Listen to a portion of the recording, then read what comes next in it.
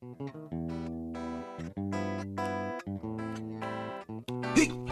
dónde están aquellos amigos que fueron ejemplos de los argentinos? ¿Y dónde están aquellos muchachos que pertenecen al pueblo uruguayo? ¿Y dónde están aquellos sin nido que son de allá, de los Estados Unidos? ¿Y dónde están aquellos dirán que siguen luchando y que no echan patas? ¿Y dónde están nuestros hermanos latinos, latinoamericanos? Su madre pregunta qué pasó. Fue a ver a su novia pasadas las 10. Despertó al sentir disparos, su hijo anoche no llegó. Despertó al sentir disparos, su hijo anoche no llegó.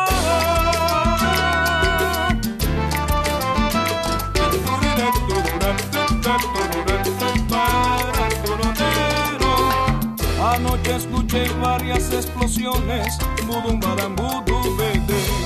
Otro más de los caídos, otra espina, otro dolor, otra madre sin un hijo, árbol que fruto no dio. 17 primaveras iba a la universidad, no se buscaba nunca un problema, que alguien diga dónde está.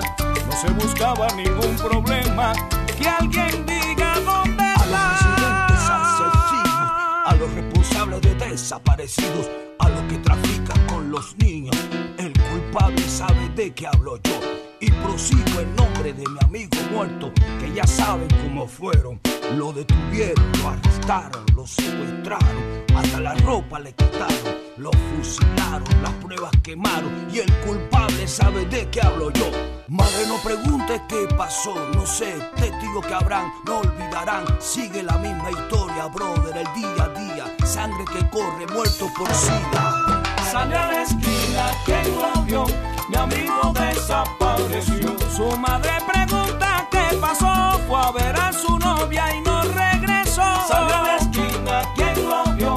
Mi amigo desapareció. No lo dejó ni sombras ni razones, dejó de luto muchos corazones. Salió a la esquina, ¿quién lo vio?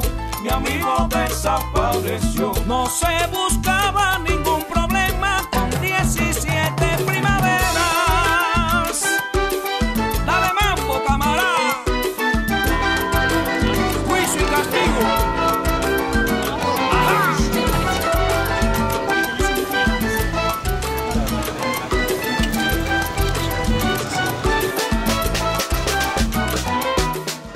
A nossa ideia era sentar na praça com as fotos dos desaparecidos, justamente para isso, para dar visibilidade a essa questão. Porque algumas pessoas conhecem, mas não conhecem exatamente, não se interessa, confunde desaparecido com as crianças que são sequestradas, é muito confuso, né?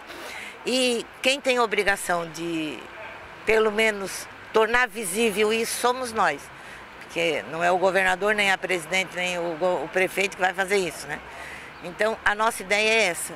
Organizamos um folheto muito bem escrito pelo Eduardo, que é advogado, e está sendo distribuído na praça, né?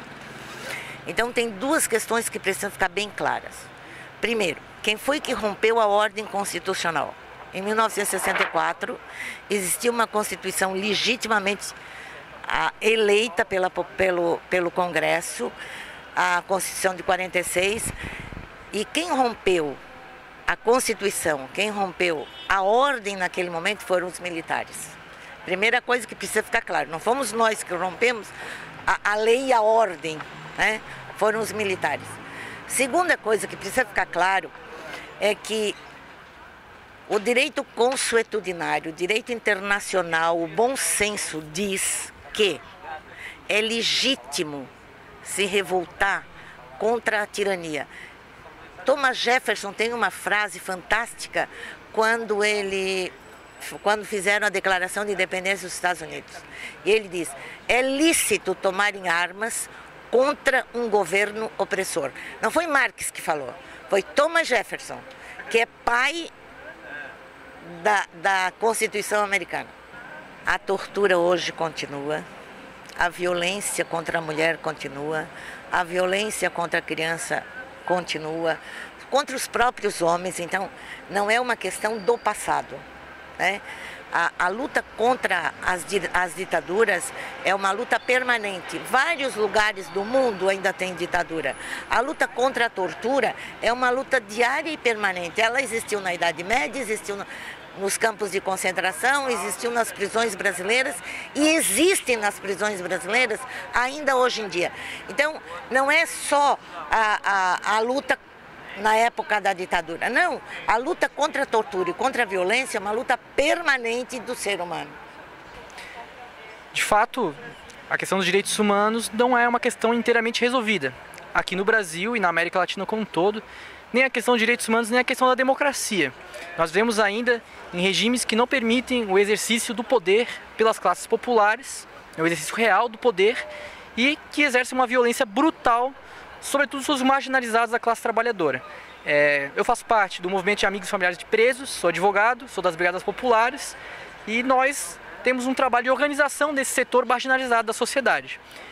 Posso dizer sim que para esse setor não existe Estado de Direito, não existe democracia, o que existe é a violência brutal, nua e crua sobre a cabeça do pobre. É nesse sentido que a gente está aqui hoje. Esse ato para nós não é um ato simbólico puramente, ele é um ato muito concreto. Nós tivemos recentemente as denúncias que o próprio grupo fez de tortura em São Pedro de Alcântara. Mais de 68 inquéritos de tortura abertos e os prazos para o inquérito e para a denúncia estão correndo. Nós estamos aqui nos manifestando, mostrando nossa força para que dê consequência a nossa ação política para a denúncia, para tornar público. Todos esses fatos foi muito intensa, mas se não der consequência, vai se perder no ar. É nesse sentido que a gente está aqui, junto com outros movimentos, do direito à moradia, do direito à memória, e esperamos aí a solidariedade, sobretudo dos sindicatos, para que despertem também para essa fração marginalizada da classe trabalhadora, que sem ela não tem revolução, não tem transformação, não tem nada nesse Brasil. Existe uma ação deliberada, ideológica, dos meios de comunicação, dos meios de formação, educação formal e informal, para desconstruir todo tipo de solidariedade com os excluídos, né?